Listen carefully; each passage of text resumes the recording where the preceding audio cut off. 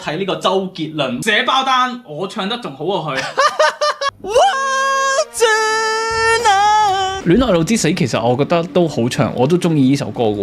曾話我愛你，我願愛到死。去到錄泰地人嗰首歌之後呢，我係想認真唱，但係佢話你唔使認真唱嘅，你淨係唱翻你平時嗰個。